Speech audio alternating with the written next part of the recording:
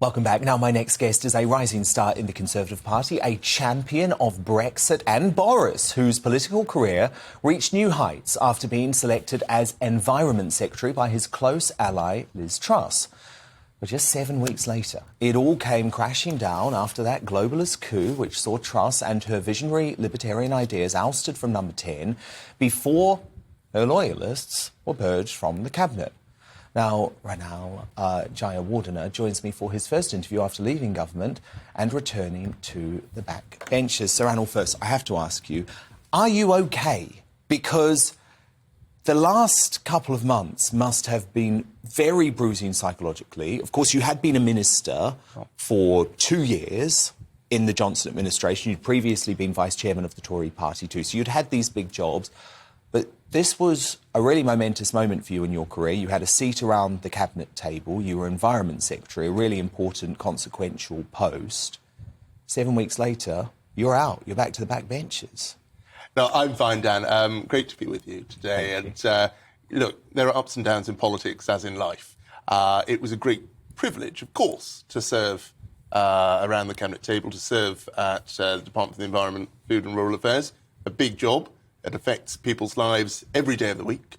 And, you know, am I sorry to have left government? Yes. But equally, it was great to serve at Trade before that. It was great to be involved in the writing of the manifesto. Mm-hmm. And that's what I'm going to get back to now. I'm going to get back to thinking about policy and thinking about what we need to do as a party to make sure that we rebuild for the future and that we go out and win the support of the people in future elections. But isn't that the big problem? And actually, we've heard from another Trussite, you might say Simon Clarke, in recent weeks, who's very concerned about the policy direction under Sunak and Hunt. Because actually, you can say a lot of things about Liz Truss, and you know I'm very open about the fact that I supported her throughout the summer and I supported her during her premiership.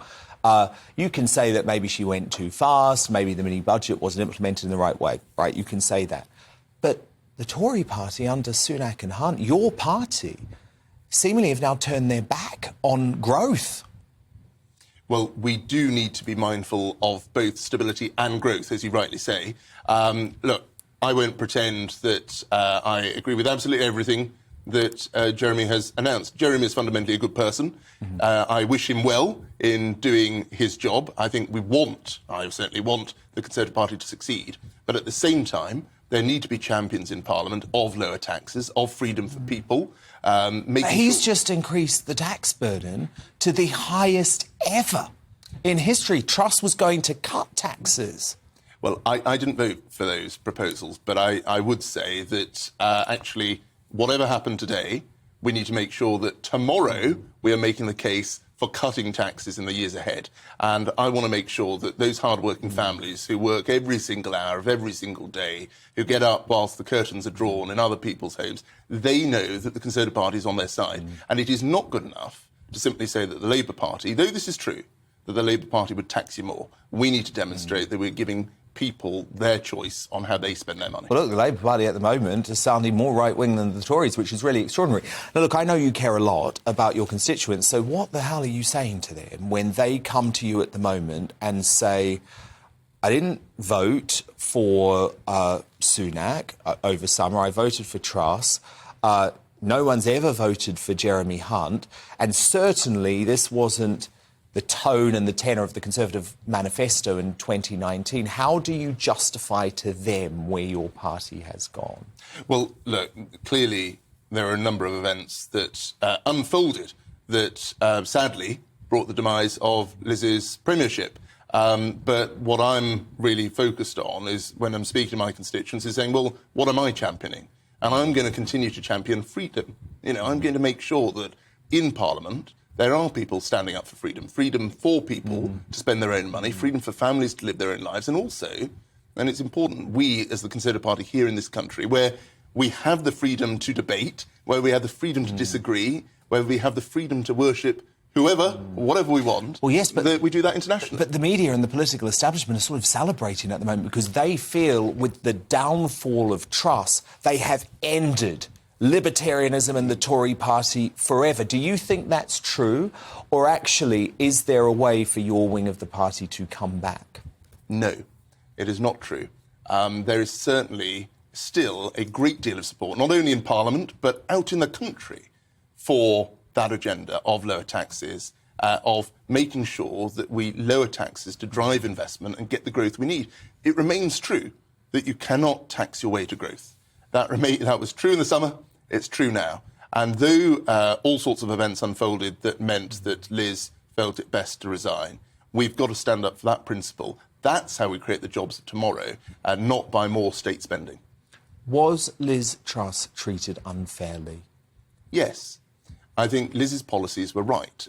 Ultimately, everyone will draw their own conclusions as to how they were executed and the wider context in which they found themselves. But ultimately, the policy of cutting tax, letting people keep more of their own money, and making sure that we're going for growth in every corner of our United Kingdom, those are the right policies. And I know there are many people in the Conservative Party, not only in Parliament, but party members, loyal party members, who've been party members since the time of Margaret Thatcher. They're the people who agree with us.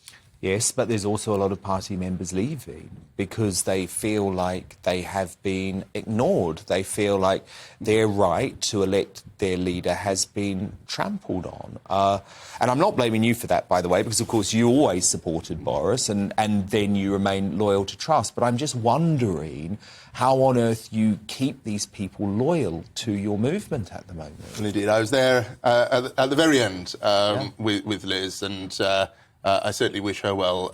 How is she doing? She's continuing to fight the fight for the people of South West Norfolk, and I think that shows the character of the person, that she's thrown herself back into that work as Matt Hancock in the I'm a Celebrity jungle, ironically, has declared Liz Truss's political career over. Do you agree with that? Well, I know that she wants to stand again for the great office of Member of Parliament for South West Norfolk, so I'd say it's anything but over. Could she come back to a bigger role? No, who knows what the future has in store for any of us. What do you think she wants to do? It's not for me to say, but I know she really believes in the principles that I believe in too. And so it's incumbent on us, to those people that you rightly said are thinking about the Conservative Party, are thinking about, is this the place for us? I think they should be assured, from what I and others say, Simon Clarke likewise on the benches yesterday, there are people in the Conservative Party that are standing up for their views. And in fact, by even thinking about leaving the Conservative Party, what they will do is dilute our ability to stand up for their position, dilute our ability to stand up for that in a future government. So basically, under first past the post, it's the Tories or bust. There is no alternative. Look, just finally, were you at this BBB? Have you heard of this? The BBB dinner last week, apparently attended by the likes of Jacob Rees-Mogg. Of course, I'm referring to Bring Back Boris. Lots of MPs now openly suggesting that come next July, once the Privileges Committee is out of the way, once there's been local elections, there could be an Act 2 for the Prime Minister, former Prime Minister, who, by the way, did deliver that landslide majority in 2019. Would you rule out supporting Boris Johnson again, or do you think he could have another political comeback? Well, ultimately, Boris decided that he didn't want to come back, and so the call's got to be his. But you're absolutely right. He secured the biggest Conservative majority since 1987.